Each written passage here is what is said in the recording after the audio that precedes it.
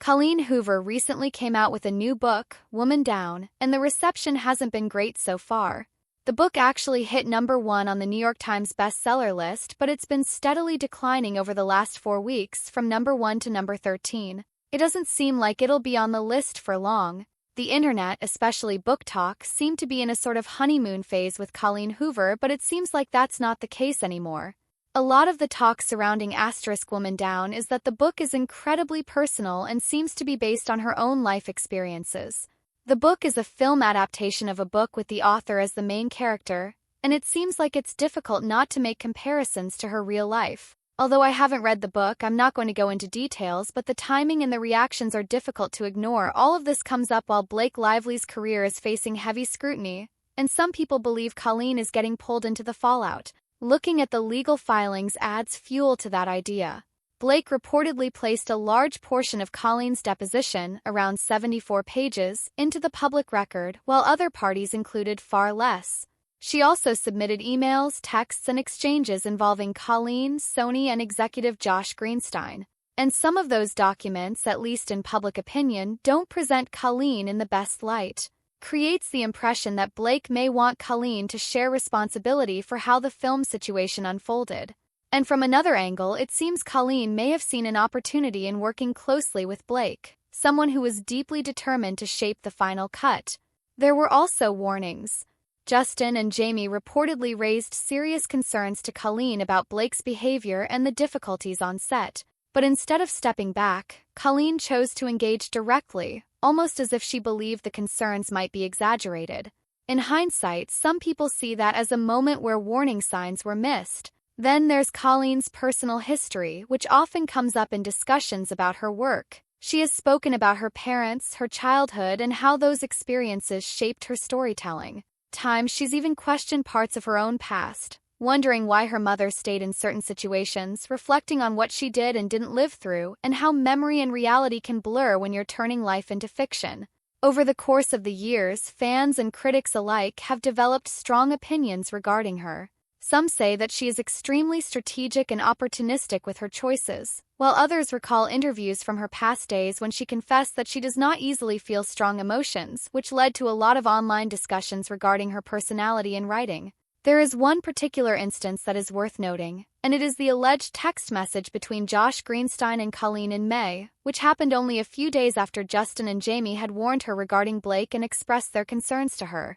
Colleen also shared her testimony regarding the uncomfortable moments she experienced on set, which were described as being extremely intense and unusual, and taken together it paints a picture of a situation that was already complicated, emotional, and building pressure from every direction. The conversation even drifts into how saging was brought up as a serious issue. And honestly, that surprised a lot of people. For years, plenty of folks treated it like a normal ritual, something roommates or friends would do when moving into a new place just to clear the air and start fresh. It was seen as harmless, even comforting, so hearing it framed in a much more serious way left people confused, wondering how something so common became part of such a tense situation. From there, Colleen explained that she learned from Justin that Blake might end up getting her own cut of the film. That raised immediate concerns for her. She had just formed a production partnership around that time and didn't know which version of the film would ultimately reflect her notes. If different edits were competing, she wanted to make sure her feedback reached both sides. So she reached out to Blake. According to her explanation, Blake welcomed the collaboration and offered access.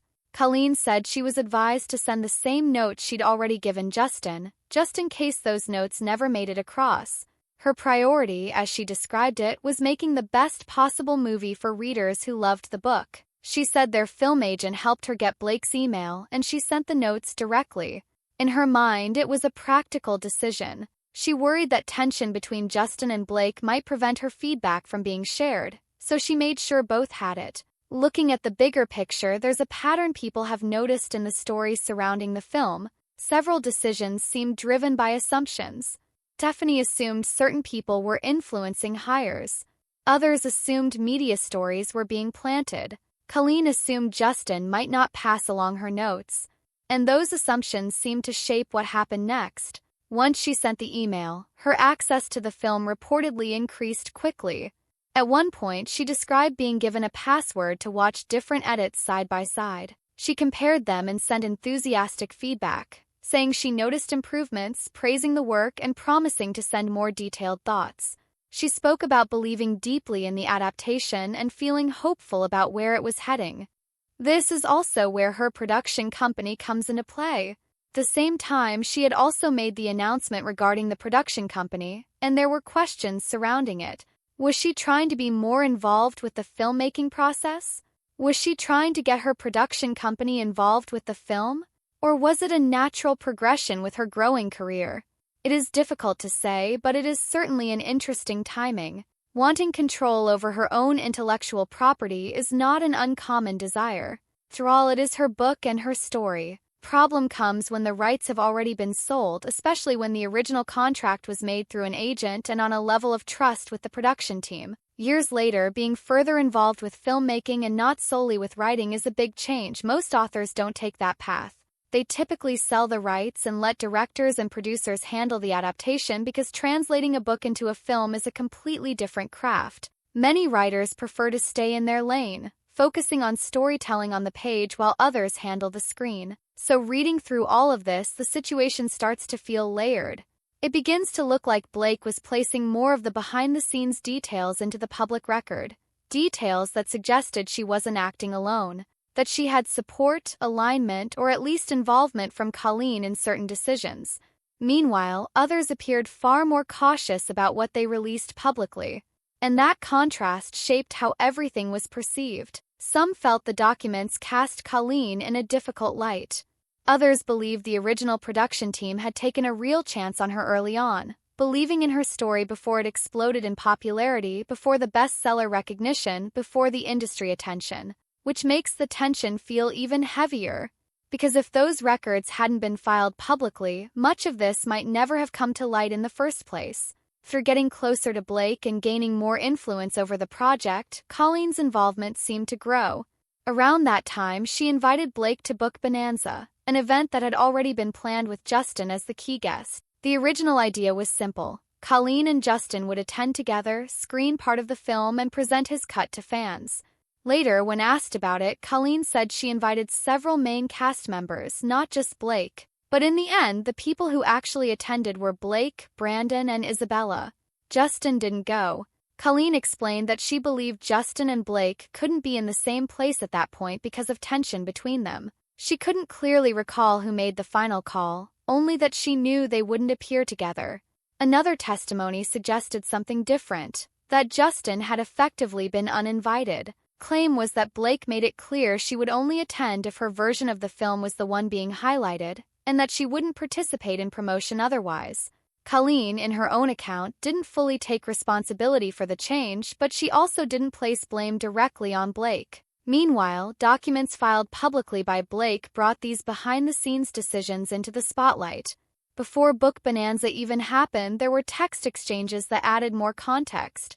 The heart of the situation was a film meant to carry a powerful message about domestic violence and breaking cycles of generational trauma. The intention behind the story was serious, showing how patterns form, how hard they are to escape, and what it takes to walk away from them. During this period, Colleen was communicating with Josh Greenstein about notes, edits, and planning. She sent feedback she wanted passed along quickly, hoping the process would keep moving. In later messages, she asked whether plans were still the same and whether she should prepare written thoughts or run them directly by Blake. The response she received suggested a shift in strategy. Rather than testing multiple versions equally, the focus seemed to lean toward one edit moving forward. The idea of a bake-off between cuts became less balanced, at least from how the messages read. Colleen agreed to attend and continued participating in discussions. In one message, she shared that regardless of numbers or feedback, she felt it was time to choose a direction and move forward. She expressed that Blake's version felt stronger to her and had more potential to become the best possible film in editing. Her priority, she said, was the version she believed would ultimately serve readers best. She also mentioned Book Bonanza in that context, saying that if decisions weren't settled quickly, she might need a backup plan for the event. The pressure was mounting and everything seemed connected. The film's direction, the marketing, the fan response, and the timeline. Later messages showed how tense the situation had become. She asked for clarity on whether the movie would be featured at Book Bonanza because planning the event depended on it. At the same time, she relayed that Blake still wanted the event and the film to move forward, suggesting frustration rather than total breakdown. What emerges from all of this is a moment where creative vision, business decisions, and personal dynamics were all colliding.